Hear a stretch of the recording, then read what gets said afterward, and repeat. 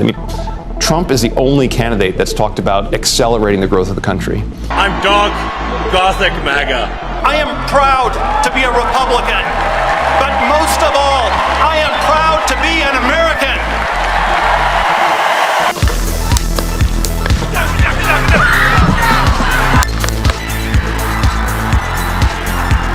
Well, Donald Trump is a dream for business people like me.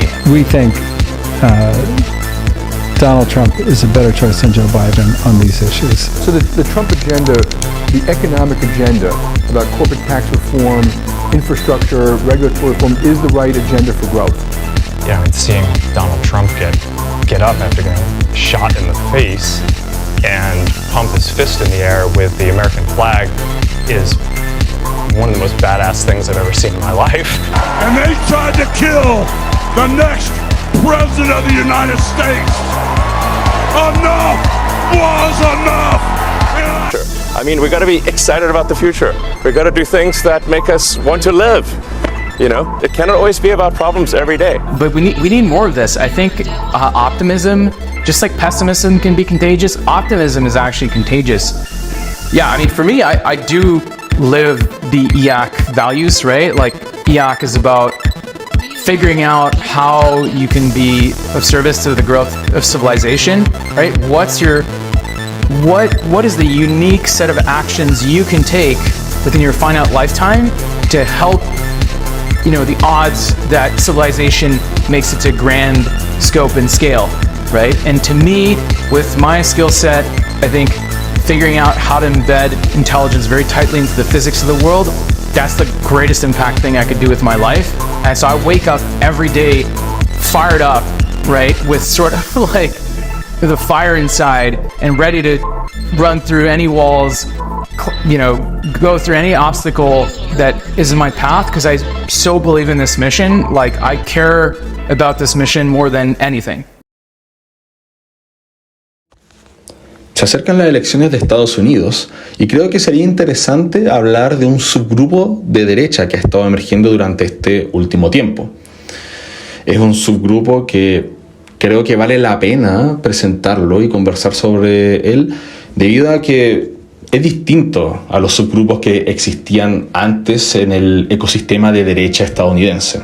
Y me refiero principalmente a, por ejemplo, los Groypers o los Proud Boys, o la gente que apoyaba a Shapiro o a Milo Yiannopoulos. Y yo creo de que también esta es la manera correcta de, en general, estudiar a la derecha. Uno comienza a comprender realmente cómo piensa y cómo opera la derecha cuando uno es capaz de identificar y de demarcar a los subgrupos dentro de este gran ecosistema de derecha en Estados Unidos, lo cual es bastante distinto a la tarea que varios académicos han estado haciendo durante estos últimos 3 o 4 años, que es constantemente meterse en este loop de hablar y reflexionar sobre qué es la derecha radical, qué es la extrema derecha, qué es la derecha populista, porque el populismo es una amenaza para la democracia. Esta gente lleva 4 años quizás hablando de esto. El libro que sale este año, que salió el año pasado y que salió el año antepasado son prácticamente los mismos, tratan los mismos temas, llegan a las mismas conclusiones, bastante poco innovador, y yo creo que difícilmente una persona que simplemente se encierra a leer esos libros es capaz de conocer cómo piensa y cómo opera la derecha estadounidense y cómo operan los ecosistemas de derecha.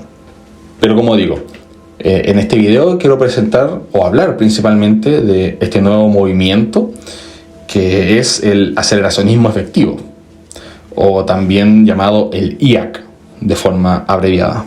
Para hablar de cómo nace este movimiento, el IAC, hay que primero hablar sobre la adquisición de Twitter por parte de Elon Musk.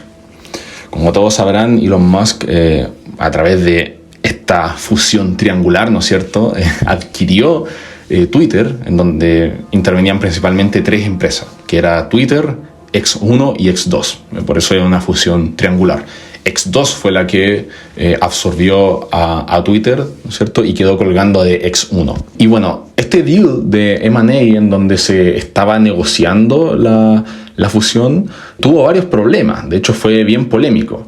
Y fue bien, en este deal las actitudes de Elon Musk fueron bastante extrañas. Primero porque Elon Musk fue el que primero quería adquirir Twitter e hizo la oferta. Posteriormente los ejecutivos de Twitter la aceptaron y después Elon Musk se quería echar para atrás, es decir, después de que ya comenzó todo el proceso de due diligence, de negociaciones, ya, de hecho en ese tiempo el deal ya se tenía firmado, es decir, ya había una especie de compromiso de que Twitter iba a ser fusionada con las empresas de Elon Musk, pero a pesar de eso Elon Musk se empezó a echar para atrás. Ya llegó un punto en el que dijo de que ya no quería adquirir Twitter.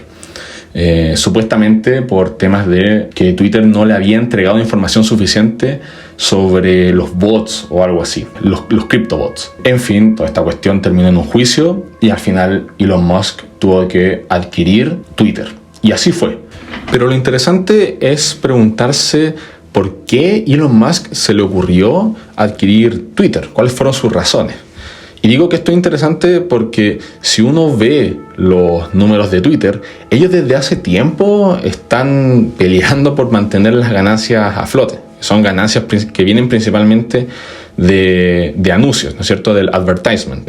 Esto es bien raro, ¿no es cierto? Porque una empresa que está con esta especie de finanzas media estrechas, alguien la querría adquirir. Bueno, una razón tal vez es porque Elon cree o creía que podía sacar mucho más a flote las ganancias de Twitter, lo cual no fue así. De hecho, desde que Elon Musk adquirió Twitter, a Twitter le ha ido peor, ¿no es cierto? A X actualmente. Pero una de las razones que es explícita, digamos, textual, o una de las razones oficiales de por qué Elon Musk adquirió Twitter, es porque según él quería transformar Twitter para convertirlo en una plataforma de libertad de opinión total. Ese era uno de los objetivos, o el objetivo ideológico de adquirir Twitter. Y bueno, en cuanto a esto, a esta adquisición de Twitter por parte de Elon Musk, se pronunció ni más ni menos que Peter Thiel, el gurú de las startups, una de las manos derechas de Donald Trump, un venture capital que ha invertido en grandes empresas o en startups que le fue muy bien, como Spotify, Airbnb. Es advisor o fue advisor de Sam Altman, ¿no es cierto?, de OpenAI. Invirtió en Palantir y de ahí, después de invertir en Palantir, Peter Thiel ganó sus conexiones con el gobierno y con la CIA, porque de hecho el venture capital de la CIA, que es InQtel, invirtió también en Palantir después de que Peter Thiel le haya metido sus lucas. Y por lo demás, Peter Thiel también cofundador junto a Elon Musk de PayPal, ¿no es cierto? Cabe mencionar que Peter Thiel con Elon Musk tuvieron ciertos roces en PayPal. De hecho, hubo una especie de boicot en PayPal. Los trabajadores originales de Peter Thiel decidieron sacar a Elon Musk de PayPal. Pero la relación entre Peter Thiel e Elon Musk siempre fueron bastante buenas, ¿ok? Y bueno, Peter Thiel se pronunció sobre esta fusión y Peter Thiel señaló de que él la apoyaba en términos ideológicos, o la apoyaba como un proyecto ideológico, es decir, bajo toda esta idea de transformar a Twitter en una plataforma de extrema libertad de opinión o de libertad de opinión total. Pero a Peter Thiel le preocupaba efectivamente el lado financiero de Twitter, porque todo el mundo ya sabía que Twitter estaba batallando, ¿no es cierto?, con las ganancias provenientes de los anuncios.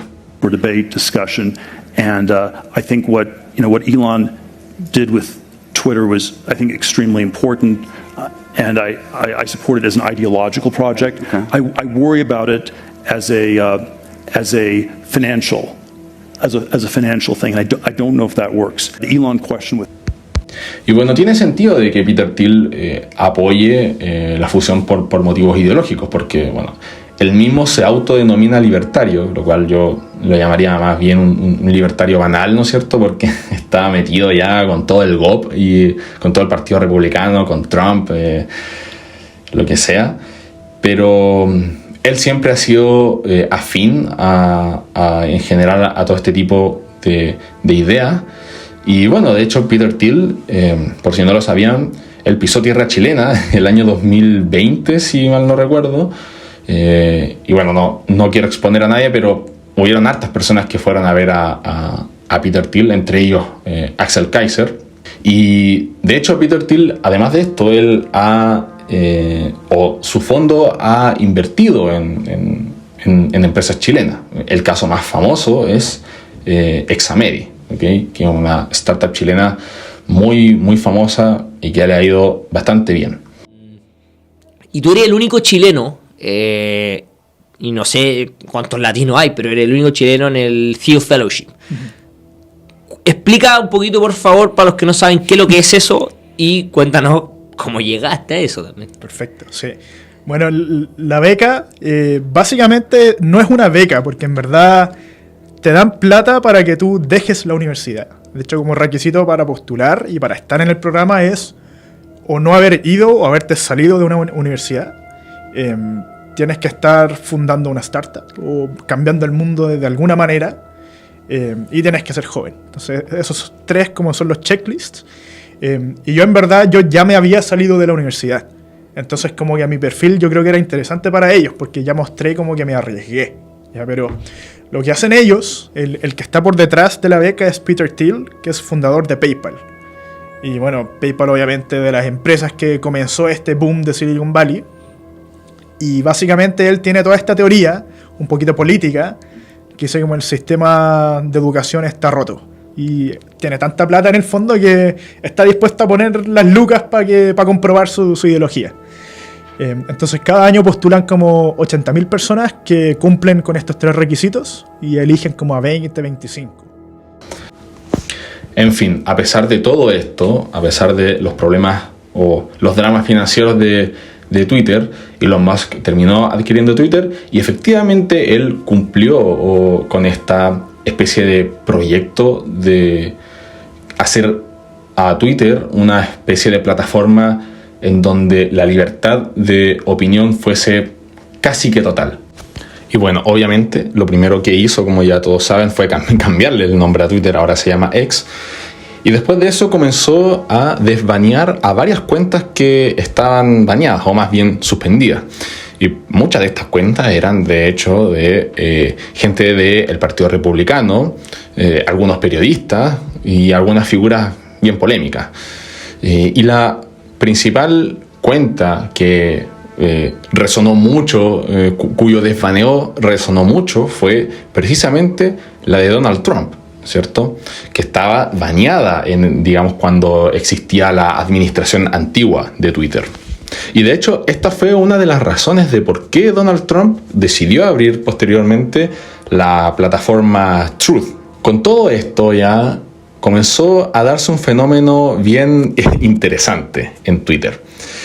Y fue que se comenzó a crear un ecosistema de red social perfecto para la derecha. Porque era como que es como esta escena en donde abren las rejas de las cárceles y todos los reos escapan y es como y todo el mundo se vuelve loco. Algo así comenzó a pasar con Twitter y con las cuentas desbaneadas, ¿no es cierto? Y bueno, eso sumado a la libertad de expresión se convirtió, digamos, comenzaron a emerger muchos grupos de derecha y discusiones de derecha, y estos grupos efectivamente ya comenzaron a predominar o a gritar mucho más fuerte que el lado demócrata en X. Esto además comenzó a causar una especie de éxodo en Twitter. Mucha gente del lado demócrata, mucha gente de izquierda se está yendo de Twitter, y obviamente esto golpea aún más las ganancias de X desde el punto de vista de los anuncios. Y principalmente, por lo que he visto, varios de ellos se están yendo a Blue Sky, ¿no es cierto? Que es una de las plataformas competidoras de X. Ahora, en cuanto a esto, también harta gente ha comenzado a reclamar de que ahora Twitter se parece mucho más a 4chan. Y tiene lógica, creo yo, precisamente porque en 4chan ahí, bueno, está mucha de esta gente de alt-right, ¿no es cierto? Y bueno, ahora que varias de estos trolls y estas personas de alt-right ya saben que no las van a banear por esta idea de la libertad de expresión total, simplemente comienzan a postear lo que a ellos les gusta en Twitter, ¿no es cierto? Es decir, ¿para qué seguir en 4chan si en Twitter hay más alcance y además ya no me van a banear, digamos, como efectivamente lo hacía la antigua administración, ¿no es cierto?, previo a la fusión de Elon Musk. Pero bueno, ¿por qué yo les estoy contando todo esto, haciendo esta larga introducción sobre el M&A de Elon Musk, sobre esta especie de takeover de la derecha en X y todo este tipo de cosas? Porque es en este contexto en donde comenzó a nacer el IAC, el aceleracionismo efectivo. Porque no solo en X comenzó a incrementar mucho el flujo de los militantes de derecha y de los subgrupos, las subculturas de derecha, sino que también comenzó a aumentar mucho el flujo de los C-levels de startups y en general de mucha gente del ecosistema startups y sobre todo de devs, ¿okay? Con devs me refiero a developers, desarrolladores, gente que programa en startups y que está, digamos, encargada de ese lado más tecnológico de las startups. Entonces comenzó a ocurrir esta especie de sinergia entre estos dos grupos, por un lado, en X, por un lado comenzaron a emerger mucho la derecha y por otro lado comenzó a emerger mucho el posteo de gente del ecosistema startups y sobre todo de los developers. Y esto tiene bastante sentido porque muchos de estos developers y de los C-levels de startups que comenzaron a postear mucho en X conocían a Elon Musk y todos ellos tienden a ser fans de Elon Musk precisamente porque Elon Musk viene de la misma historia que ellos, por así decirlo. Elon Musk comenzó haciendo startups, ya tuvo varios exits de startups, hizo su primera que fue Zip, si mal no recuerdo, después la segunda que fue PayPal, y bueno, y después de eso ya este tipo comenzó a hacer naves espaciales. Entonces claramente Elon Musk es parte de la cultura de estos C-levels del ecosistema startups y de estos developers. Y es de esta forma en como el mundo de la derecha y el mundo de los developers comenzó a hacer mucha más sinergia en X. Yeah. Like, how do you pay attention? How do you stay on top of everything? I think you need to join Twitter, X. You know, X is amazing now, and the whole AI industry is on X, and they're all like anime avatars. Mm-hmm. So it's funny because my friends ask me this, like, who should I follow to stay up to date? And I say, go to X and follow all the AI anime models that this person is following or follows. And I send them some URL, and they all start laughing, like, what is this? But they're real, like, people hacking around in AI. Mm-hmm. They get hired by big companies, and they're on X. And most of them are anonymous. It's very funny. Y bueno, mientras ocurría toda esta sinergia, en un rincón de Substack salieron dos personas que a ellos se les considera como estas especies de fundadores del movimiento IAC, ¿okay? Aquí es donde, en todo este contexto, es donde comenzó a emerger el movimiento IAC, el movimiento del aceleracionismo efectivo. Y a esas dos personas a las cuales yo me refiero es Beth Bezos y Baselord. Beth Bezos, si se darán cuenta, es básicamente el nombre de Jeff Bezos, pero con las primeras dos letras al revés, ¿no es cierto? Y Baselord, haciendo referencia al teorema de Bayes, al Bayes Theorem. Entonces, estas dos personas, Beth Bezos y Baselord, anónimos en ese tiempo, comenzaron a postear distintas especies de manuscritos en Substack. Y son 4 de estos manuscritos los que yo diría que se consideran realmente como esta especie de textos fundacionales del movimiento, porque intentan aclarar más o menos la idea de qué va toda esta cuestión del aceleracionismo efectivo. Uno se llama IAC is leaderless, ¿no es cierto? El aceleracionismo efectivo no tiene líderes, ¿okay? Esta es la idea como de este movimiento más descentralizado. El otro es Effective Accelerationism, así se llama solamente a secas, en donde siguen ahondando en los principios y de lo que trata el aceleracionismo efectivo. El otro después se titula Notes on IAC, Principles and Tenets, que básicamente ahí comienzan a, digamos, dibujar ya los principios que a ellos los inspiraron para comenzar a hacer el movimiento. Y el último que diría yo que es el más importante quizás o de esta gama de textos fundacionales es What the fuck is IAC, ¿okay? Que ese ya es como diría yo el último texto para aclarar definitivamente de qué carajo trata toda esta cuestión del aceleracionismo efectivo. So I wrote the manifesto with my co-founder of IAC, an account named Baselord. Still anonymous, luckily, and hopefully forever. So it's based Bev Jezos and based like Bayesian, like Baselord, like Bayesian Lord, Baselord. Okay, and so we should say from now on, when you say IAC, you mean E/ACC, which stands for Effective Accelerationism. That's right. And you're referring to a manifesto written on, I guess, Substack. Yeah. Are you also Baselord? No. Okay, it's a different person. Yeah. Okay. All right, well, there you go. Y bueno, ya entrando en materia, ¿cómo podemos o cómo yo resumo estos 4 textos para ir ya a comprender de qué se trata el aceleracionismo efectivo? Bueno, lo primero que hay que señalar es que Bev Jezos califica al aceleracionismo efectivo como un virus optimista memético. Son conceptos bien interesantes, pero básicamente lo que quiere decir Bev Jezos con calificar al movimiento IAC como un virus memético optimista es que el IAC, el movimiento aceleracionista efectivo, se centra mucho más en la cultura. Es un ideal mucho más cultural, más que técnico, ¿ok? Y su objetivo principal es el optimismo, es, digamos, cautivar a la gente con la idea de que una sociedad más tecnológica es una sociedad, obviamente más avanzada, pero también mejor, incrementa tu calidad de vida. Y no solo incrementa tu calidad de vida, sino que hace avanzar en general a la sociedad. La tecnología, ¿no es cierto?, hace construir cosas más sofisticadas, eventualmente te puede hacer, no sé, quizás más feliz, pero comienza a hacer avanzar a la sociedad como un todo, ¿ok? Y este es uno de los principales reclamos que tiene el movimiento aceleracionista efectivo, porque ellos... Una de las razones principales por las que ellos fundaron este movimiento fue porque comenzaron a ver de que comenzó a liderar un discurso. Esta es la narrativa de ellos, ¿ok?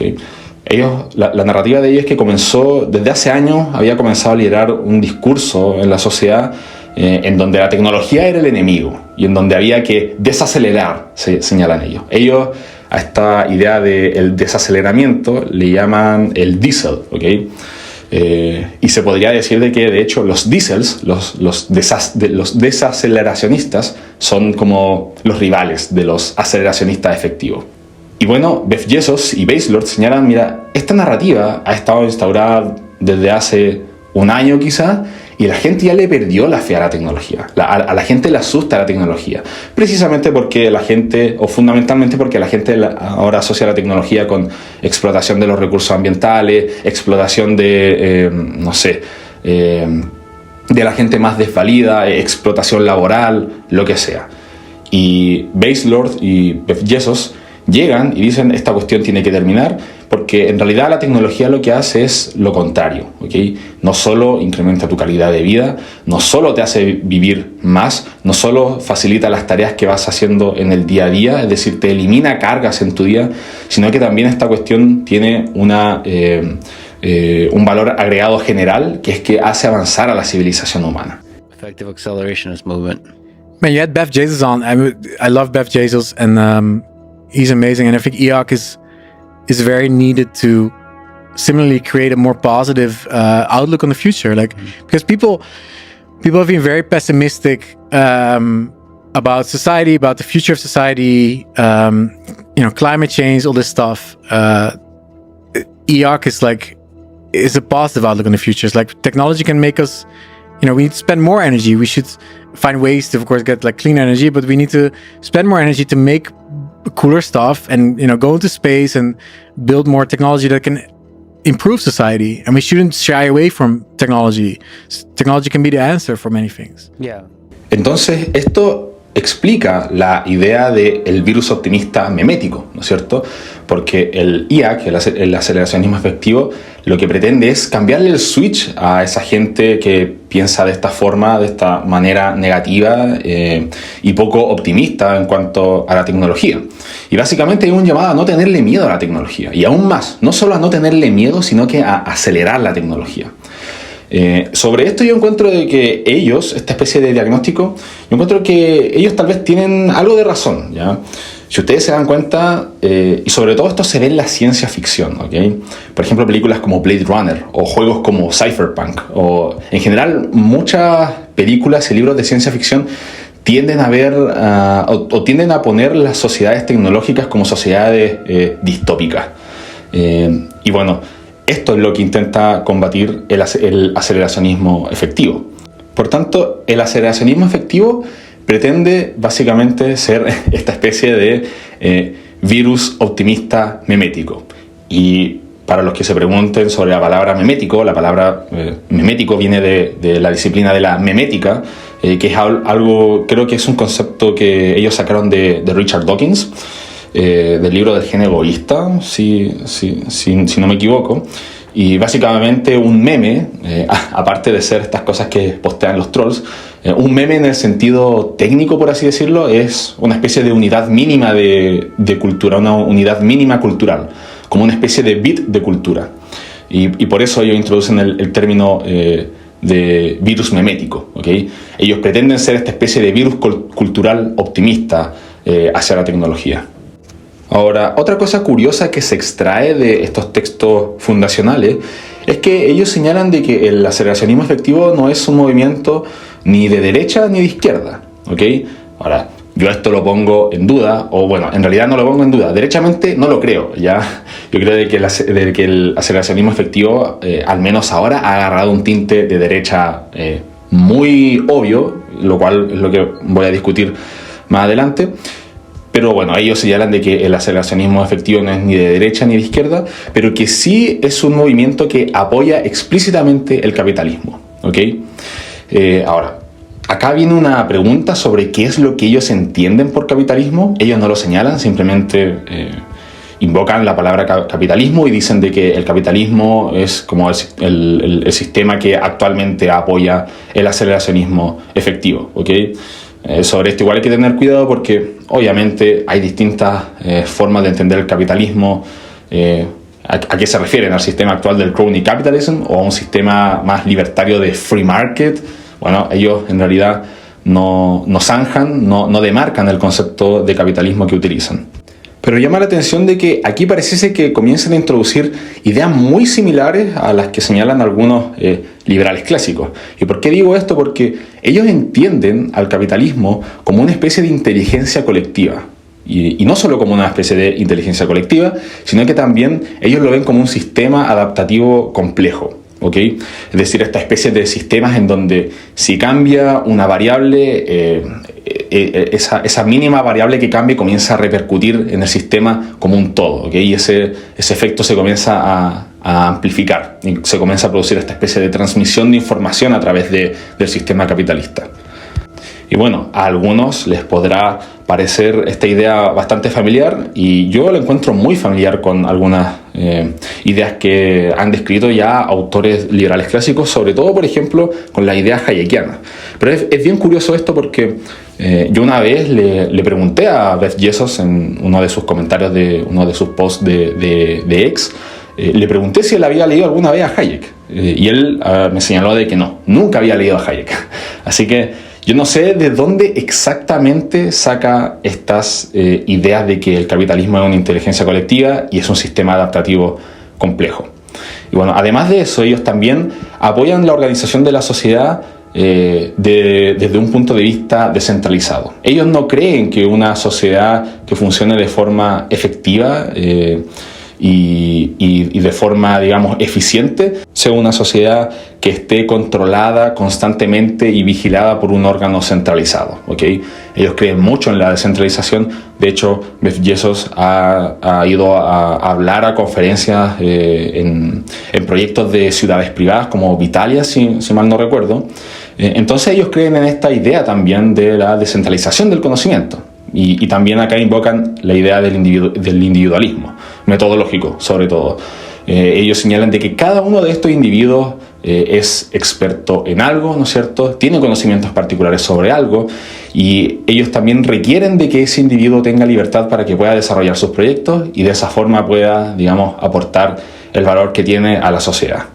Además de esto, ellos se pronuncian sobre algo bien polémico, que ha traído mucha polémica alrededor de ciertos círculos de intelectuales, y es algo sobre lo cual actualmente se ha estado escribiendo mucho, que es la AGI, la AGI, ¿okay? La Artificial General Intelligence, que es esta idea de una inteligencia artificial que ya alcanza el nivel humano y que incluso lo sobrepasa. Bueno, sobre esto, ellos, al ser unos optimistas en cuanto a la tecnología, ellos dicen, mira, nosotros no le tenemos miedo a la AGI. Y aún más, la AGI no nos va a destruir, como señalan, por ejemplo, Eliezer Yudkowsky, o qué sé yo, como lo señala quizás, o bueno, Nick Bostrom no señala exactamente de que la AGI nos va a destruir, pero sí Nick Bostrom en su libro deja mucho ese sabor de que la AGI va a llegar y va a acabar con la civilización humana. Pero bueno, ellos señalan que ellos no le tienen miedo a la AGI y que aún más ellos quieren llegar a construir y a avanzar hacia un mundo en donde exista el AGI. What happens if we build something smarter than us that we understand that poorly? Some people find it obvious that building something smarter than us that we don't understand might go badly. Others come in with a very wide range of hopeful thoughts about how it might possibly go well. Even if I had 20 minutes for this talk and months to prepare it, I would not be able to refute all the ways people find to imagine that things might go well. But I will say that there is no standard scientific consensus for how things will go well. There is no hope that has been widely persuasive and stood up to skeptical examination. There is nothing resembling a real engineering plan for us surviving that I could critique. This is not a good place in which to find ourselves. If I had... Y junto con esto, ellos también invocan este concepto que también algunos autores aceleracionistas de izquierda lo discuten, que es la idea de una singularidad tecnocapitalista, ¿okay?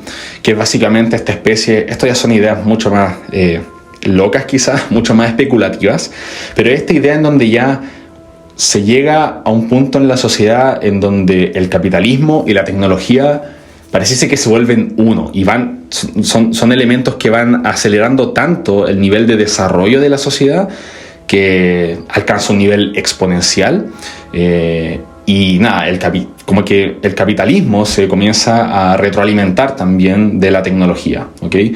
Pero como digo, estas son ideas bien especulativas. Mucha gente ha teorizado sobre esta singularidad del tecnocapitalismo, pero bueno, los aceleracionistas efectivos apoyan la idea de llegar a la singularidad tecnocapitalista.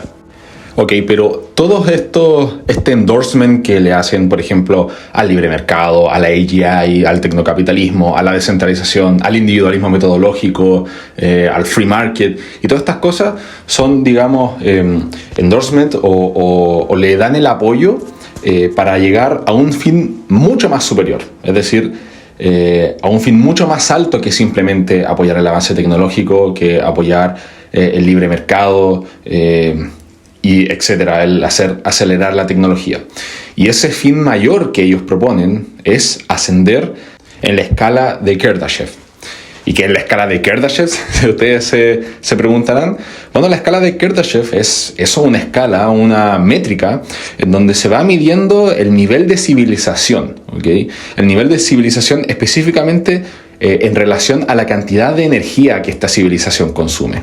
Y la escala de Kardashev además va clasificando los distintos tipos de sociedades en función nuevamente de la energía que va consumiendo la determinada sociedad y además del nivel de tecnología que tenga esa sociedad. Y por lo general se llega hasta la civilización de tipo 3, es decir, la escala de Kardashev considera la civilización de tipo 1, civilización tipo 2, civilización tipo 3, y usualmente hasta ahí nomás se llega. Hay gente que la sigue ampliando hasta la tipo 4 o 5 quizás. Pero el tema es de que los saltos entre una civilización tipo 0 a una civilización tipo 1 son gigantescos. O sea, el nivel de tecnología y el nivel de energía que debería comenzar a utilizar una sociedad para saltar de una tipo 0 a una tipo 1 o de una tipo 1 a una tipo 2 es inmenso, ¿ya? Actualmente, por si no lo saben, acorde a esta escala, nosotros estamos en la civilización tipo 0. Y lo que quieren los aceleracionistas efectivos es que nosotros gradualmente, en general la civilización humana, comience gradualmente a ascender en la escala de Kardashev. Obviamente ellos dicen, esto no va a ser en 10 años más, no vamos a ascender a la civilización tipo 1, claramente, porque para ascender desde una tipo 0 a una tipo 1 se requiere mucho nivel tecnológico y mucho consumo de energía. Pero a pesar de esto, los aceleracionistas efectivos dicen, mira, no importa de que aquí en 10 años o en 30 años o en 50 años no ascendamos de una 0 a tipo 1, pero la meta que deberíamos tener como raza humana, digamos, a nivel de especie humana, es ir constantemente apuntando a ascender en la escala de Kardashev y ojalá llegar a la tipo 1 y ojalá de ahí en el futuro a llegar a la tipo 2 y así sucesivamente. Para que se hagan una idea, la sociedad de tipo 1 es aquella que aprovecha toda la energía del planeta y la del tipo 2 es la sociedad que aprovecha toda la energía del Sol. Y aquí empiezan, digamos, las personas empiezan a jugar ya con ciencia ficción y con esta idea de por ejemplo, la esfera de Dyson, que es esta especie de esfera metálica que rodea al Sol, creada obviamente por la civilización en cuestión. Y esa esfera, digamos, logra extraer toda la energía que va emitiendo el Sol. Entonces, los saltos entre una civilización y otra son gigantescos. Pero, como digo, toda esta idea de apoyar el libre mercado, apoyar la descentralización, apoyar la reducción de impuestos, por lo demás, que creo que no lo había señalado, que son todas estas ideas muy similares al liberalismo clásico, todas estas ideas todo el apoyo a estas ideas van en función a este fin, que es incluido, ¿no es cierto?, el apoyo a la idea de la existencia de una AGI. Todo esto va en función al fin último, que es ascender a la escala de Kardashev. On a scale of energy consumption per unit time, which is Kardashev scale. The Kardashev scale is just a log scale to keep track of where we are in our energetic production. To me, this is the golden metric of keeping track of how we're doing as a civilization. You know, increasing the Kardashev scale, increasing our rank on the Kardashev scale, increases our human carrying capacity or our carrying capacity for biomass and non-biomass that is sort of part of the system that is our civilization. And overall, it's what the universe selects for, right? It's going to reward whatever wants to grow. And so we should fundamentally align ourselves to this sort of momentum of the universe. And any subsystem that is not aligned or isn't trying to reconfigure itself to be part of this growth wave is provably dissipated, right? It's selected out, right? It's like it's decelerating itself. It's basically committing suicide. And so arguing for degrowth and deceleration is like being pro-death, and arguing for acceleration, which is, you know, let's constantly figure out how to adapt everything to maximize this growth, that is pro-life. Y bueno, ya teniendo en cuenta lo que piensan los aceleracionistas efectivos, creo que es aún más curioso comenzar a ahondar en los principios que tienen los aceleracionistas efectivos para derivar todas estas conclusiones, porque esto ya es bastante raro. Ya diría de que aquí esto ya comienza a ser mucho más ciencia ficción o pseudociencia tal vez,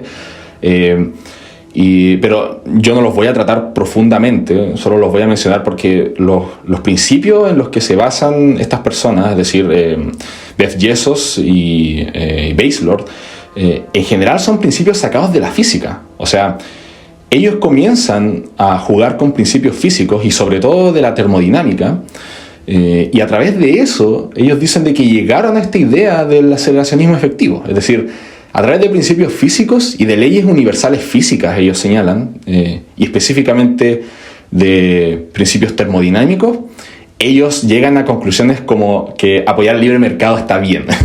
Entonces es bastante loco el salto de una cosa a la otra. Por eso digo de que esto ya es más especie ciencia ficción o pseudociencia. Pero, en fin, el tema es de que esta gente se inspira principalmente en la física para sentar las reales bases del aceleracionismo efectivo. Este movimiento, el IAC, comenzó a hacer un boom en mucha gente, en muchos CEOs, por ejemplo en Elon Musk. En OpenAI comenzó, por lo que estuve leyendo, se comenzó a producir una especie de división interna entre las personas que apoyaban el aceleracionismo efectivo y las otras personas que apoyaban otro tipo de movimientos que es el altruismo efectivo. Y como que todo el mundo luego comenzó a tomar un bando. O eres un diesel, una persona que evita el crecimiento tecnológico y el desarrollo de los mercados, o eres un aceleracionista efectivo como nosotros que quiere ascender en la escala de Kardashev y que es optimista en cuanto a la visión de los humanos hacia el futuro. Y esto llegó al punto en el que, por ejemplo, personas como Gary Tan, que es el director de Y Combinator, o Mark Andreessen y Ben Horowitz, que son dos venture capital muy famosos, comenzaron a tomar bando sobre esto. Es decir, ya no solo se transformó en una especie de moda o meme de Twitter en donde ya algunos developers o varios developers tomaban bando y comenzaron a discutir sobre el tema, sino que ya personas de peso en el ecosistema startup de Estados Unidos y del mundo de las finanzas les comenzó a llamar la atención toda esta cosa que estaba ocurriendo sobre el aceleracionismo efectivo, y ellos mismos comenzaron a llamarse y a hacerse parte del movimiento aceleracionista efectivo. Y específicamente hay un caso bien interesante, que es el caso de Mark Andreessen. Mark Andreessen es un venture capital, y no solo un venture capital. Mark Andreessen fue una de las primeras personas en desarrollar un navegador web. Es decir, este tipo fue una de las personas que básicamente construyó o ayudó a construir el Internet. Cuando era joven, creo que cuando tenía, no sé si 24 o 25 años. Bueno, Mark Andreessen obviamente ya hizo el exit y el tipo se volvió millonario, y esa es la razón por la que él se volvió un venture capital. Y bueno, Andreessen quedó entusiasmadísimo con todo este movimiento que estaba ocurriendo en Twitter relativo al IAC, al aceleracionismo efectivo, que, como digo, él en su página subió o escribió esta especie de manifiesto que se titula el manifiesto tecno-optimista, en donde, bueno, en realidad básicamente él menciona casi las mismas cosas que los aceleracionistas efectivos, pero no solo eso, sino que él comienza a nombrar a lo que él denomina a los santos patronos del tecno-optimismo. Y bueno, según Andreessen, estos santos patronos son gente como Jeff Bezos y Bazelord, que fueron los fundadores del movimiento del aceleracionismo efectivo, Adam Smith, Bertrand Russell, David Friedman, Friedrich Hayek, David Ricardo, McCloskey, Friedrich Nietzsche, Israel Kirzner. Y bueno, posiblemente a varios de ustedes les suenan mucho estos nombres. Él nombra muchas otras personas más, ya que la verdad es que yo creo que no tienen poco que ver con todo este tema del tecno-optimismo, pero es curioso que Andreessen lo mencione a toda esta cantidad de personas. Pero como digo, estas personas posiblemente a ustedes ya las reconocen y calzan perfectamente o con libertarios o con liberales clásicos. Y nuevamente acá digo, pareciese de que el calce es obvio, ¿no es cierto?, entre varias de las ideas de los aceleracionistas efectivos o de los tecno-optimistas, como diría Mark Andreessen, y de los liberales clásicos y libertarios, o algunos libertarios. And basically my interpretation, and if you kind of go through the history of new technologies, basically for every important new technology, there's always this argument. Basically, there's always this argument of like, okay, in theory, there are all these things that we can do with new technology that are very positive. In fact, probably there are things that new technology will make possible that we can't even think of today, right? And that's been a very common pattern, by the way, which is people actually have a very hard time anticipating the upside for new technologies. But the same argument basically always applies as with fire, which is basically like, well, what about the potential downsides? And then, I would say human beings are kind of psychologically wired to the downside, like we're wired to basically detect and try to evade threats.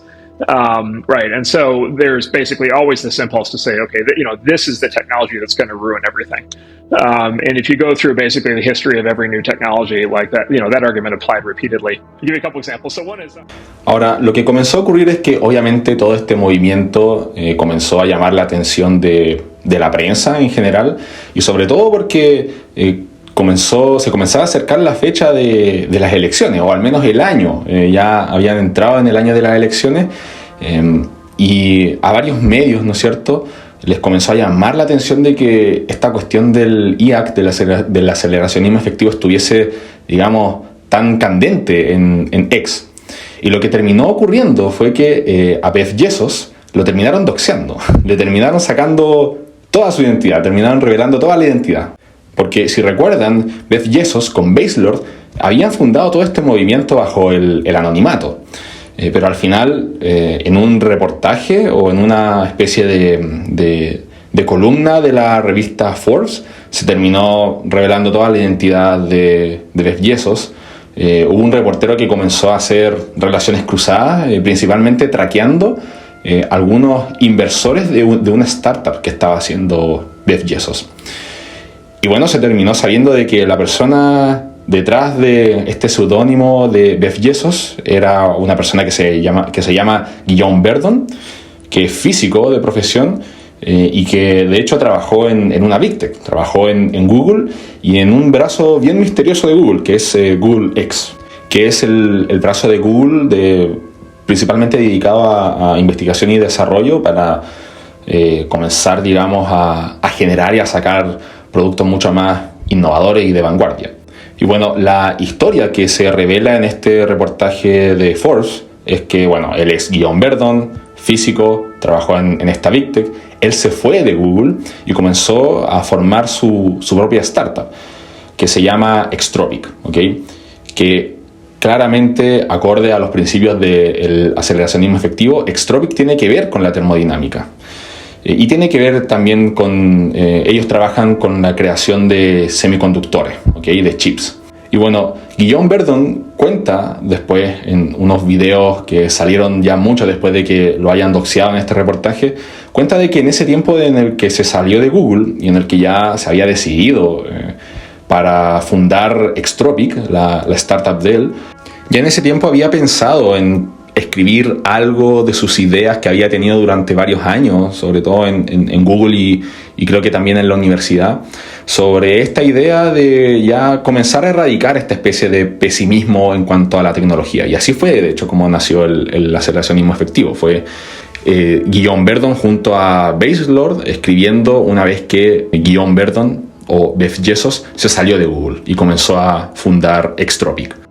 Originally wrote the manifesto around the same time as I founded this company, and I worked at Google X, or just X now, or Alphabet X now that there's another X. And there, the baseline is sort of secrecy, right? You can't talk about what you work on, even with other Googlers or externally. And so that was kind of deeply ingrained in my way to do things, especially in deep tech that, has geopolitical impact, right? And so I was being secretive about what I was working on. There was no correlation between my company and my main identity publicly. And then not only did they correlate that, they also correlated my main identity and this account. So I think the fact that they had doxed the whole Guillaume complex, and the journalists, reached out to actually my investors, which is pretty scary, Ahora, inicialmente los aceleracionistas efectivos y específicamente Jeff Bezos o Guillaume Verdon nunca se pronunciaban mucho sobre temas tan políticos, pero ya cuando llegamos a este año 2024, año electoral estadounidense, ya comenzaron a tomar derechamente un bando. Y el bando que escogieron es el bando republicano. Ellos, de hecho, aprueban la presidencia de Donald Trump y de J.D. Vance como vicepresidente. De hecho, en algunos de sus manuscritos, y por ejemplo también en el manifiesto de Mark Andreessen, en el manifiesto tecno-optimista, ellos señalan de que mucha de esta idea diesel, la idea de desacelerar la tecnología o de tenerle miedo a la tecnología, calza con ideas de izquierdistas. usualmente aumentos de impuestos, aumentos de regulación para las empresas, o la idea de tener un Estado fuerte y un Estado centralizado, ¿no es cierto? Todos estos tipos de cosas, ellos se comenzaron a dar cuenta de que en realidad realmente iban en contra con lo que ellos pensaban, impedían los fines que ellos querían lograr.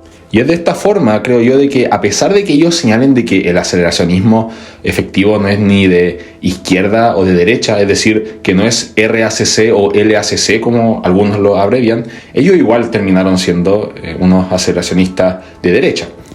I think that it's probably clear now that at least on little tech, and like we said, we're not experts on all things that the government does, but on startups and technology, we are certainly among the best experts in the world.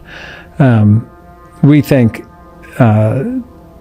Donald Trump is a better choice than Joe Biden on these issues, as we've described. And it would be way better for us, I think, because one, we wouldn't have to do this podcast, and two, I'm going to have a lot of friends who are probably pissed off at me for saying anything nice about President Trump.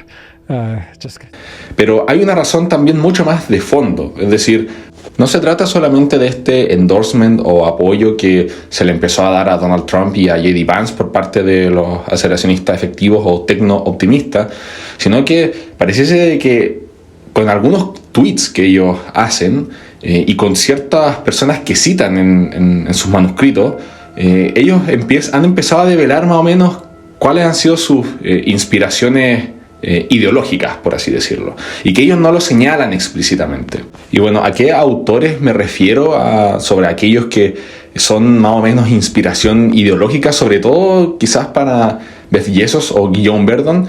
Me refiero sobre todo a Nick Land y quizás a Mencius Moldbug o Curtis Yarvin, que son dos figuras de esta corriente de derecha llamada el NRX, el neoreaccionarismo, o la ilustración oscura también, que algunos le dicen. Bueno, para aquellos que no sepan o no conozcan lo que es el NRX o la neoreacción o la ilustración oscura, todo esto usualmente se ocupa como sinónimo, ellos son una especie de movimiento político o ideología política que nació hace unos pocos años atrás. Y sus dos pensadores fundamentales o más reconocidos son Curtis Yarvin por un lado y Nick Land. Hay un tercero que se nombra poco, pero yo creo que no es tan relevante, que es Michael Anisimov, que comparte varias ideas con Curtis Yarvin y Nick Land, pero la verdad es que harta gente del movimiento neoreaccionario no lo pesca mucho y bueno, también harta gente no está de acuerdo con algunas de sus visiones. Pero como digo, las caras más reconocidas del movimiento son Curtis Yarvin y Nick Land. Por un lado, Curtis Yarvin es un desarrollador de software que ha fundado un par de startups, por lo que tengo entendido, y creo que en una de sus startups que fundó él hizo un exit, ¿ya? Lo cual significa que él vendió sus acciones, ¿no es cierto? Y con la venta de esas acciones, aparentemente él ganó el suficiente dinero para vivir y comenzar simplemente a gastar su tiempo en pensar y en escribir un blog y en leer textos antiguos de la colonia inglesa y puras cuestiones así. El tema es de que Curtis Yarvin escribía bajo un seudónimo. Su seudónimo era Mencius Moldbug, y escribía en este blog que él tenía titulado Unqualified Reservations, en donde él comenzaba, digamos, a teorizar sobre un nuevo sistema político para Estados Unidos. Y también donde él criticaba mucho el sistema político estadounidense y en general criticaba bastante esta especie de predominancia que comenzó a tener la izquierda de carácter progresista. And then the third one is controversial. Today I found a blog called Unqualified Reservations and read that and I was like, wait, which one is that? That's, what's the guy's name? Curtis Yarvin? Yeah. So many people tell me I'm supposed to talk to him. Yeah. He sounds insane. Definitely. Or brilliant, but insane, or both. I don't know. The day I found that blog was another, this was during like Gamergate and kind of the run up to the 2016 election. And I'm like, wow, okay, the world makes sense now. like I had a framework now to interpret this, just like I got the framework for AI and a framework to interpret technological progress. Like those days when I discovered these new frameworks. I think this is a really good example of a difficult figure that's controversial that people bring up to me a lot, and you interviewed twice, which is Curtis Yarvin. Yeah, Mencius Moldbug. AKA Mencius Moldbug, which is his pseudonym that he goes by in his blog. Can you tell me about who he is? Sure. Why is he interesting? What of his ideas are interesting? Well, he invented the concept of the red pill. So Mencius Moldbug had a blog called Unqualified Reservations. You can still find it online. It's very verbose. He writes at length, very, very bright. His perspective is very heretical. So a lot of things that we take for granted in our liberal democracy, he regards as not only incorrect, which is downright absurd, and he does not take what many people view as the basis of American political discourse as the basis for his thought. People who have conversations, because Curtis Yarvin is a good example. How much work do I have to put in reading Curtis's work to really understand? Let's talk about the problem of Curtis Yarvin. Yes. Because I think it's probably illustrative. There's this big question is, why does somebody who says such stupid ass things listen to by so many people? Very smart people, people who are part of our daily lives, discuss Curtis Yarvin in hushed tones. Now, it's a good question. My belief is that Curtis Yarvin has made a number of very interesting, provocative points, and they associate Curtis Yarvin as the person who has made these points, and they treat the completely asinine stuff that he says that's super dangerous as, well, that's Curtis. Por otro lado, Nikland era un filósofo formado, era un profesor de filosofía de la Universidad de Warwick. Él fundó un movimiento bien extraño del cual no voy a ahondar porque realmente ya esto es como parte del iceberg de Nikland, que es el CCRU, en la Universidad de Warwick, el cual era un movimiento que eran entusiastas de la cibercultura, de ciertos tipos de drogas. Después el movimiento comenzó a tener tintes ocultistas. Entonces, en general la vida de Nikland o la persona de Nikland es una persona bien bizarra, ¿ok? Y por lo que más se le reconoce a él es por ser el padre o se le considera el padre del aceleracionismo. ¿Okay? El aceleracionismo es esta especie de doctrina política también, que se divide en varias ramas. ¿Okay? Principalmente está el aceleracionismo de izquierda y el aceleracionismo de derecha. Diría que predomina más el aceleracionismo de izquierda porque en general Nikland y toda esta gente, todos estos filósofos que se reunían con Nikland y discutían en el CCRU y todas estas personas tenían, digamos, harta inspiración de izquierda y sobre todo marxista. Ahora, en cuanto a los textos de Nikland previo a toda esta cuestión de la ilustración oscura o el NRX, los textos de él son bien confusos y son bien llamativos también.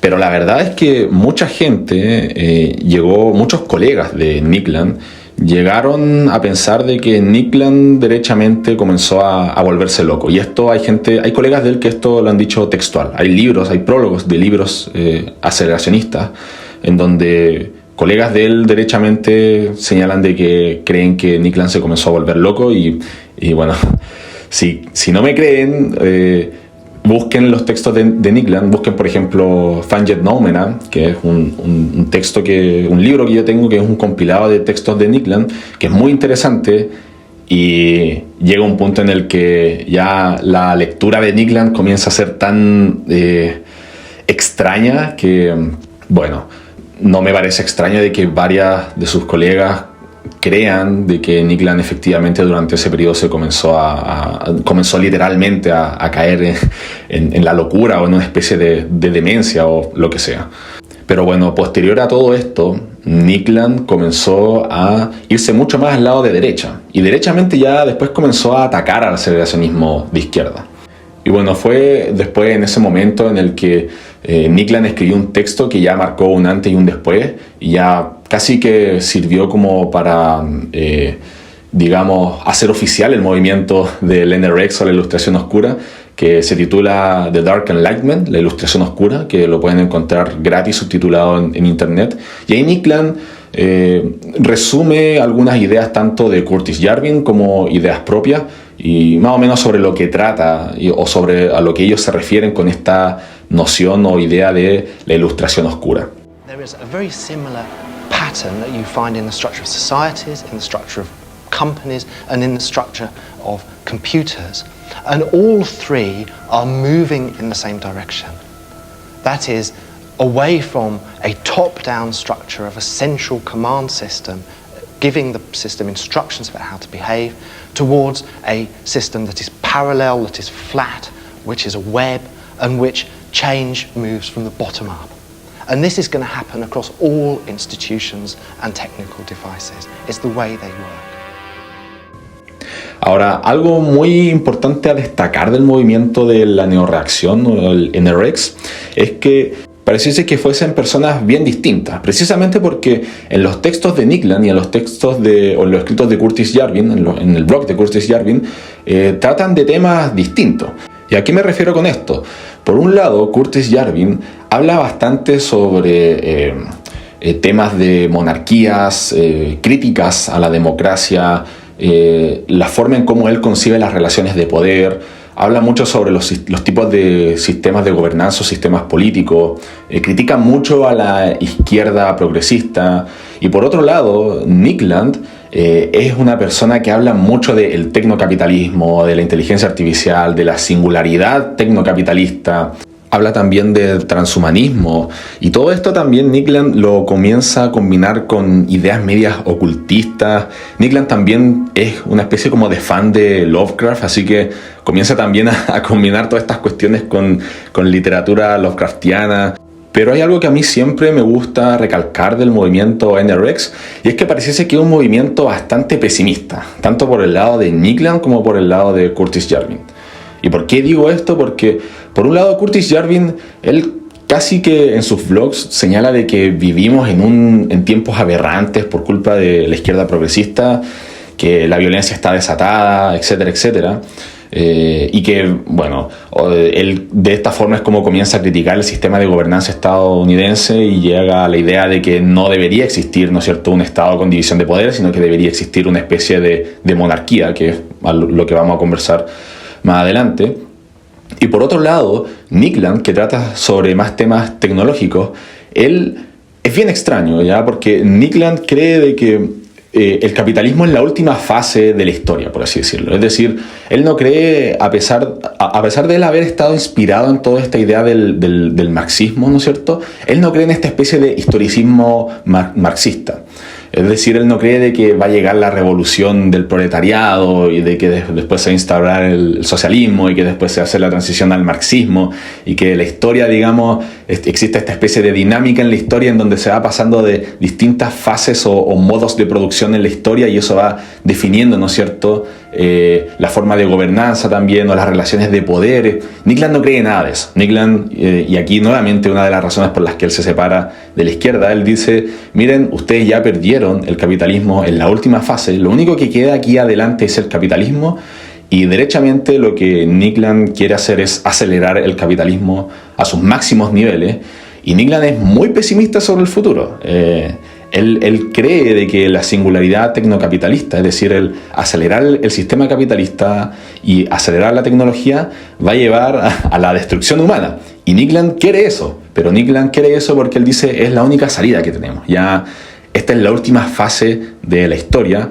Ya está comprobado de que la tecnología, digamos, produce esta especie de sinergia, muy buena sinergia con el capitalismo. Así que lo único que nos queda es este futuro distópico, ¿no es cierto?, dice Nick Land. Y si es que eso es lo único que nos queda, entonces simplemente aceleremos a ese futuro. And the reason that it's like that is that as soon as you try and do something competently, it starts turning into capital. It starts turning into capital because all it takes for something to turn into capital is that you need some kind of positive return on something. You know, if you're doing something that is resourcing itself with a small surplus, so it's becoming stronger, it's reinforcing itself, whatever it might be. If you're doing something like that, you're already abstractly doing capital. So the question of how you would not do capital then becomes, fascinatingly complicated. You can't engage in any process that is actually in any way self-reinforcing without capital sneaking back in again through the back door. Y bueno, yo no he sido el único que ha pensado que el aceleracionismo efectivo y sobre todo Guillaume Verdon saca su inspiración ideológica de la ilustración oscura o los NREX, la neoreacción. Harta gente ya ha hecho varios tweets sobre esto. Y Guillaume Verdon ha señalado de que ellos no tienen, una conexión directa con el neoreaccionarismo. Sin embargo, yo aún así insisto y creo de que constantemente, o no constantemente, pero varias veces ellos han hecho referencia a estos tipos de ideas. Sobre todo en el caso de Guillaume Verdon, él hace muchas referencias a Nikland. Y bueno, obviamente Nikland es parte de la ilustración oscura, él es un neoreaccionario, ¿no es cierto? Tal vez no de la misma forma o con exactamente los mismos pensamientos que Curtis Yarvin, pero bueno, al fin y al cabo el neoreaccionarismo, las dos grandes figuras del neoreaccionarismo son Nikland y Curtis Yarvin. Entonces, la pregunta que cabe hacerse aquí es si el IAC, el aceleracionismo efectivo, es o no es una especie de variante o vertiente del NREX, de la neoreacción. Y yo creo de que sobre todo en el caso de Guillaume Verdon o Jeff Bezos, la balanza se inclina mucho más a el sí que a el no. ¿Cuáles son las razones por las que yo diría no, el NREX no es lo mismo o no es una vertiente del IAC, del aceleracionismo efectivo? Bueno, la razón es que no es simplemente, diría yo, es porque el NREX es muy pesimista en cuanto al futuro, sobre todo en su vertiente landiana. Land no cree, en esta especie de optimismo tecnológico en el que creen los tecno-optimistas o los aceleracionistas efectivos. Él no cree de que el avanzar con el tecnocapitalismo va a producir una mejor calidad de vida y la gente va a ser mucho más alegre y vamos a avanzar en la escala de Kardashev. Él cree literalmente que nos vamos a comenzar a destruir y a deshumanizar. Y de hecho Nikland explícitamente quiere eso, porque bajo la mente de Nikland eso es lo único que queda y hay que acelerar a eso. Entonces, esta es una de las razones por las que uno tal vez diría, mira, en realidad el aceleracionismo efectivo es bien optimista hacia el futuro, tiene una mirada alegre y brillante hacia lo que se viene a la humanidad en cuanto a hacer avanzar el tecnocapitalismo, así que no calza con los postulados del NREX y sobre todo con los postulados de Nikland. Pero por otro lado, y para ya ir dando las razones de el por qué uno tendría muy buenas razones para señalar de que el IAC es una especie de vertiente del NREX, las razones se dan principalmente por especies de interconexiones que uno puede armar entre ciertos actores, principalmente del mundo del Venture Capital, del mundo del Partido Republicano y de las personas a las cuales apoyan los aceleracionistas efectivos. Y yo creo de que aquí con la persona que se pueden comenzar ya a hilar varios puntos es con precisamente Peter Thiel. ¿Y por qué digo esto? Porque muchas personas del movimiento del IAC, del aceleracionismo efectivo, tienen como inspiración a Peter Thiel. Y como digo, esto es lógico, es igual de lógico a las razones por las que ellos tienen para tener como inspiración a Elon Musk. Peter Thiel es fundador de startups, está metido en el ecosistema startup, es un venture capital que constantemente se relaciona con los C-levels, con developers. Entonces, Peter Thiel realmente viene del mismo lugar al cual pertenecen todas estas personas, del mismo ecosistema. Además de eso, y esto se ha conversado mucho ya de Peter Thiel, hay muchos reportajes en internet, parece que hay una estrecha conexión ideológica entre el NREX y Peter Thiel. Y sobre todo mucha gente comenzó a especular esto luego de que Peter Thiel haya escrito un ensayo hace varios años atrás que se titulaba The Education of a Libertarian, la educación de un libertario. Y este ensayo es bien importante para aquellos que son muy seguidores de Peter Thiel, porque este ensayo marca un antes y un después en el pensamiento de Peter Thiel, precisamente porque aquí Peter Thiel se comienza a sincerar, ¿no es cierto? Y comienza a decir, miren, yo ya dejé de pensar como antes, mis ideas han comenzado a cambiar durante el tiempo. Y Peter Thiel señala, la idea fundamental que ha cambiado en mí durante este tiempo es que yo ya no creo de que la democracia y la libertad sean cosas compatibles. Esta frase es una frase muy famosa de Peter Thiel que estalló, digamos, en el mundo libertario y en el mundo republicano. Y bueno, fue a partir de esto en que ya las personas empezaron a darse cuenta de que, mira, las ideas de Curtis Yarvin sobre todo y las ideas de Peter Thiel se están comenzando a parecer demasiado. Y sobre todo también acá gente comenzó a hilar puntos porque Curtis Yarvin, de hecho, recomienda mucho leer a Hans Hermann Hoppe. Y bueno, Hans Hermann Hoppe también cree lo mismo. Él también cree de que la libertad y la democracia son cosas incompatibles. Él es un antidemocrático, ¿no es cierto? Y Curtis Yarvin constantemente en sus blogs, o al menos cuando critica la democracia, Curtis Yarvin en los blogs, él recomienda derechamente leer a Hans Hermann Hoppe, a pesar de que Yarvin no sea un libertario. Yarvin de hecho critica mucho a los libertarios, pero varias de las ideas que tiene Curtis Yarvin son extraídas de ideas de los libertarios, sobre todo diría yo de Hans Hermann Hoppe y tal vez algo de Rothbard. Yarvin también menciona harto a Mises en cuanto a temas económicos. Entonces aquí harta gente comenzó, como digo, a hilar puntos. Decían, mira, Peter Thiel se hacía llamar libertario. Dentro del mundo libertario está Hans Hermann Hoppe, Rothbard, pero también está este otro tipo, Curtis Yarvin, que también extrae ideas de los libertarios. Y además de esto, si uno comienza a leer todas estas cuestiones que escribió Mark Andreessen sobre el manifiesto tecnooptimista o lo que escribió Guillaume Verdon sobre el aceleracionismo efectivo, muchas de estas ideas se parecen, son muy similares entre sí. Y parece de que muchas de estas ideas realmente tienen esta especie de inspiración media libertaria, ¿no es cierto? Y que poco a poco como que comienzan a irse, a derechizar, comienzan a derechizarse cada vez más y comienzan a pasarse mucho más al lado del NRX, ¿no es cierto?, de la neoreacción. Ahora, el otro punto en el cual harta gente comienza a ligar a Peter Thiel con el movimiento del aceleracionismo efectivo y con los republicanos, ya con gente de derecha, es precisamente con el candidato a la vicepresidencia del Partido Republicano, J.D. Vance. J.D. Vance, por si no lo sabían, él es parte del Partido Republicano. Actualmente él es senador de los Estados Unidos, pero él anteriormente era un Venture Capital también. ¿Okay? Él trabajaba en fondos de Venture Capital y precisamente él trabajó en un fondo de Venture Capital de Peter Thiel. Con el tiempo, J.D. Vance se comenzó a ser famoso, principalmente porque J.D. Vance tuvo una infancia muy dura y él escribió un libro sobre su infancia, que después el libro se transformó en una película y digamos la fama de J.D. después explotó.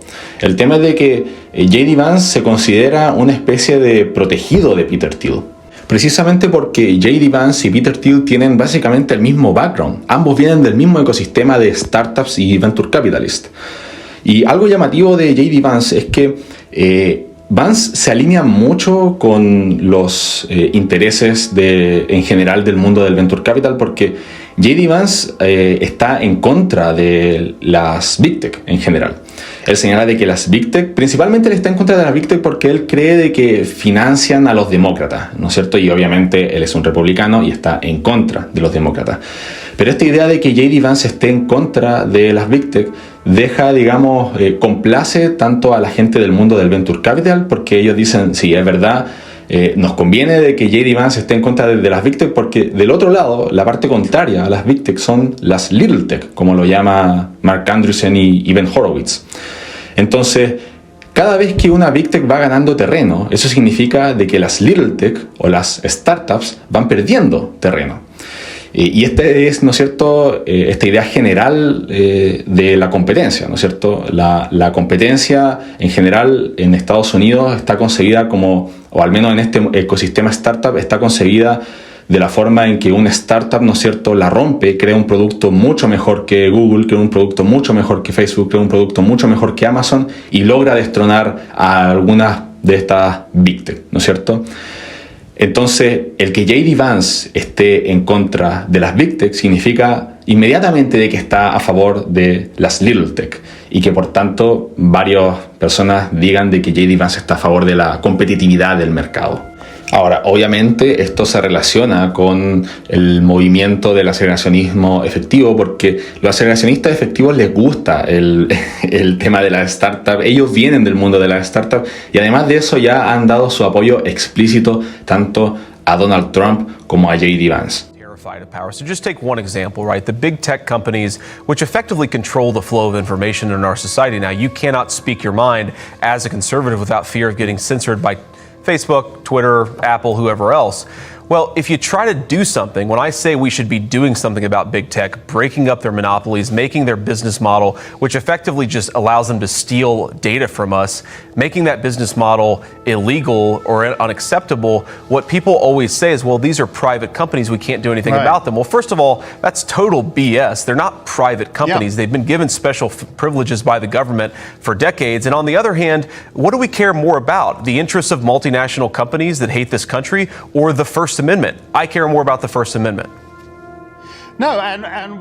Pero hay otra cosa que surgió en cuanto a J.D. Vance, y es que a Vance, en una entrevista que a él le hicieron una vez, a él se le pregunta sobre toda esta idea de la clase política actual estadounidense y, bueno, en general también J.D. Vance cree en toda esta idea del Deep State, que es un concepto que Donald Trump ha estado ocupando durante hace mucho tiempo, que hace alusión más o menos a lo mismo, que esta especie de clase política o clase poderosa, ¿no es cierto?, en Estados Unidos que comienza a manejar como las cosas o comienza a tirar de los hilos en la administración gubernamental estadounidense.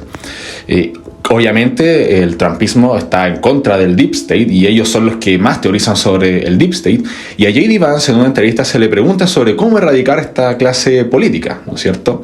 Y J.D. Vance la respuesta que da es algo así como que él no estaba seguro, pero de que hay una persona que escribe sobre esto y esa persona se llama Curtis Yarvin. Entonces J.D. Vance explícitamente menciona a Curtis Yarvin en toda esta idea sobre cómo erradicar el Deep State o a la clase política imperante en Estados Unidos.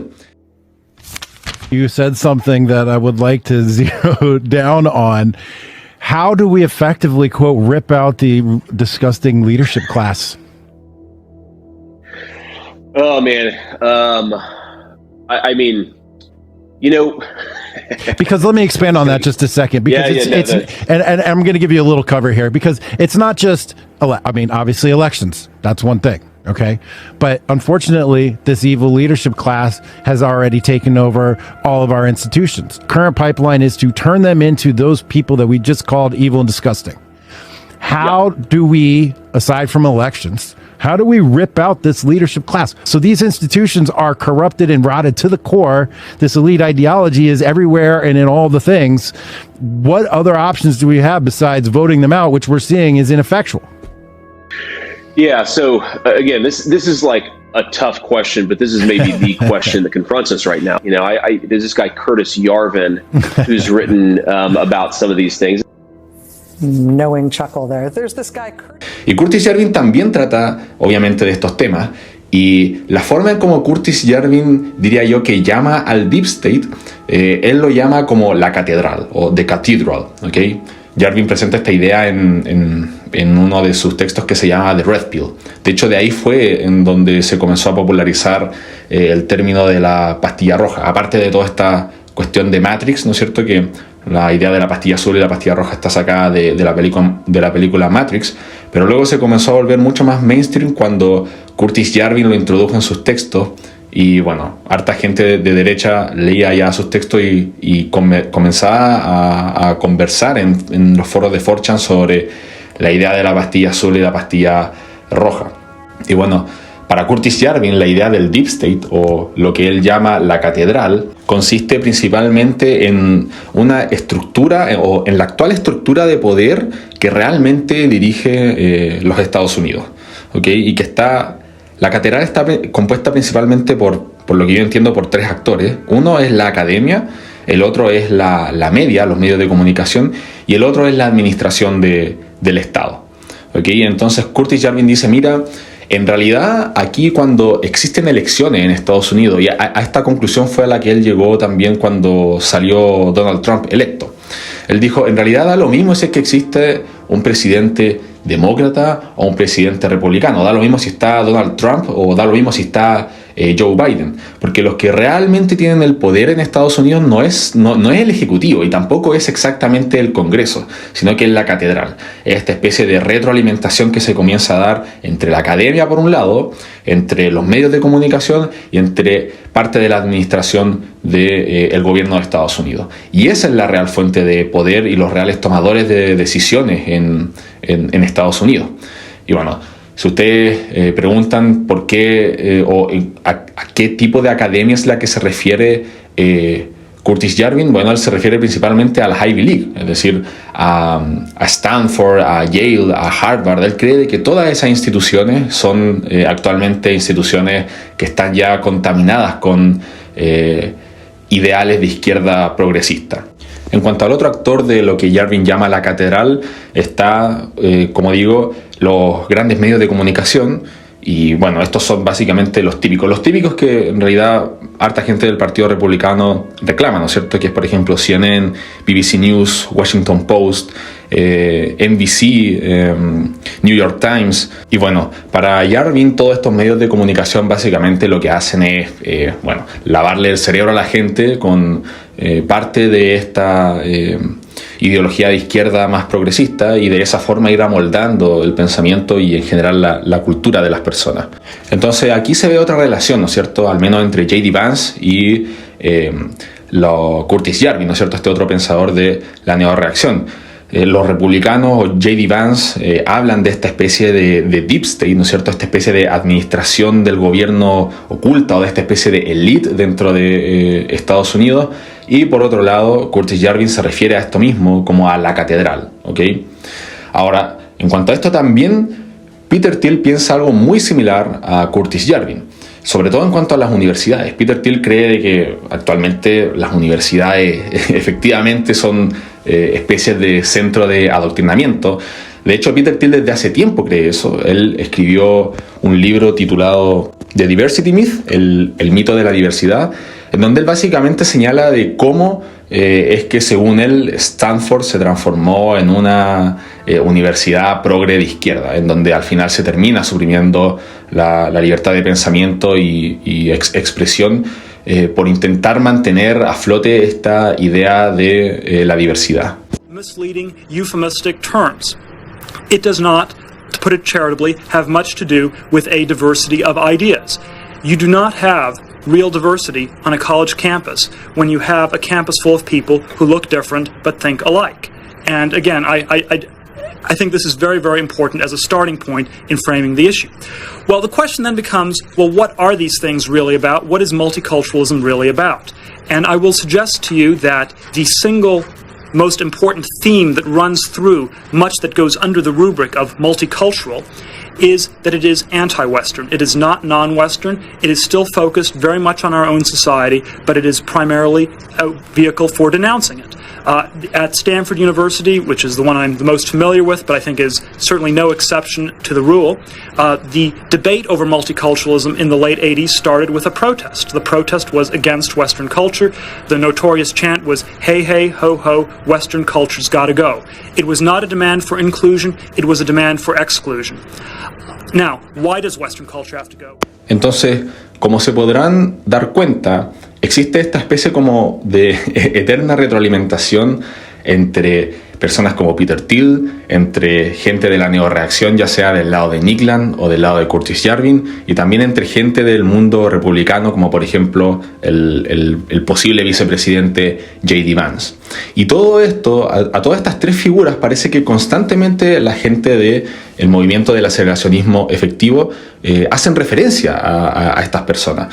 Guillaume Verdon ha hecho referencia a Curtis Yarvin, ha hecho referencia también a Nick Land. Quizás Guillaume Verdon al que más hace referencia es a Nick Land, y él ha puesto, digamos, frases de él textuales en las newsletters del aceleracionismo efectivo.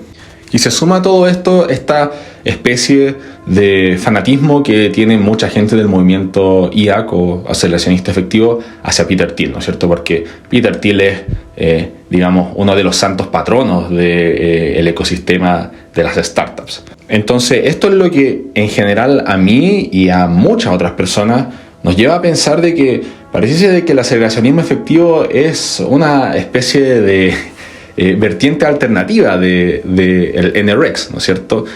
Si en el NRX, ¿no es cierto?, caben las ideas de Peter Thiel, caben las ideas de J.D. Vance, entonces, ¿qué es lo que realmente hace tan distinto el aceleracionismo efectivo del movimiento de la neoreacción? Y a ver, la idea aquí no es señalar, ¿no es cierto?, de que el aceleracionismo efectivo es exactamente igual a la neoreacción, porque no lo son. Pero sí extraen varias cosas, diría yo, de la neoreacción. Así como también pareciese que el aceleracionismo efectivo extrae varias cosas, tanto del liberalismo clásico como del libertarianismo, ¿ya? Pero como digo, yo creo que sería erróneo señalar de que el IAC y el NRX son exactamente la misma cosa. Sobre todo porque si uno, por ejemplo, comienza a leer un Qualified Reservations, ¿no es cierto?, el blog de Curtis Yarvin, Yarvin tiene ideas demasiado locas y muy extremistas. Yo no creo de que todos los aceleracionistas efectivos, por ejemplo, estén a favor de la idea del formalismo o del neocameralismo, es decir, de instaurar esta especie de sistema de gobernanza de micromonarquías, ¿no es cierto?, en donde en cada una de las monarquías hay un CEO y cada uno de los ciudadanos en realidad tiene acciones y vota de acuerdo a su cantidad de acciones y tiene derecho al exit, como señala Curtis Yarvin, y se implementa, ¿no es cierto?, esta idea de lo que Yarvin llama el patchwork en Estados Unidos. Difícilmente una persona del mundo del aceleracionismo efectivo va a decir de que está a favor de eso. Pero aún así hay muchas ideas que calzan y que hay muchas ideas que derechamente Guillaume Verdon extrae de algunos autores de ellos, frases, conceptos. Por ejemplo, se ve mucho de que Guillaume Verdon utiliza un concepto bien llamativo que aparece mucho en los textos de los aceleracionistas y de Nikland, que es el concepto de la hyperstition, ¿no es cierto?, de la hiperstición, que es esta idea de una especie de profecía autocumplida, ¿no es cierto? Básicamente la idea de que si en la sociedad lidera, por ejemplo, la idea de que hay que avanzar hacia un futuro mucho más tecnológico, esa idea, ¿no es cierto?, colectiva se va a transformar en realidad, ¿no es cierto? O también otra idea que Guillaume Verdon extrae de Nikland, pero que en realidad, por lo que tengo entendido, fue creada por Deleuze y Guattari, pero Nikland también lo utiliza bastante, es la idea de reterritorialización y desterritorialización, ¿no es cierto? Una idea o dos conceptos clásicos que se ven en los escritos de Nikland y en general en todos los escritos aceleracionistas. Entonces, como se puede ver, efectivamente Guillaume Verdon, el fundador del aceleracionismo efectivo, extrae ideas de autores de la neoreacción. Pero aún así, yo creo que es falso decir de que son exactamente lo mismo. Ahora, la pregunta que viene es ¿cuánto va a durar este movimiento? ¿No es cierto? Porque, por ejemplo, ahora ya se vienen las elecciones de Estados Unidos y yo creo de que si gana Donald Trump, el movimiento ya va a comenzar a decrecer bastante. Porque una de las razones por las que el aceleracionismo efectivo comenzó a crecer mucho fue básicamente porque estamos en el año electoral y esta gente comenzó a apoyar a Elon Musk, a Donald Trump, a J.D. Vance, a Peter Thiel, ¿no es cierto? Comenzó a hacer un endorsement de todas estas personas y claramente esto mantiene, digamos, la atención de las personas y estos son los temas más candentes que están dando vuelta en X, ¿no es cierto? Entonces, obviamente, el aceleracionismo efectivo iba a tener una especie de boom. Pero como digo, yo creo de que si Donald Trump llega a ganar la presidencia, es muy probable de que este movimiento ya se vuelva menos popular y ya simplemente se vuelva una especie de nicho, al igual como lo son actualmente los Groypers de Nick Fuentes o como lo son actualmente los neoreaccionarios de Curtis Yarvin y Nikland.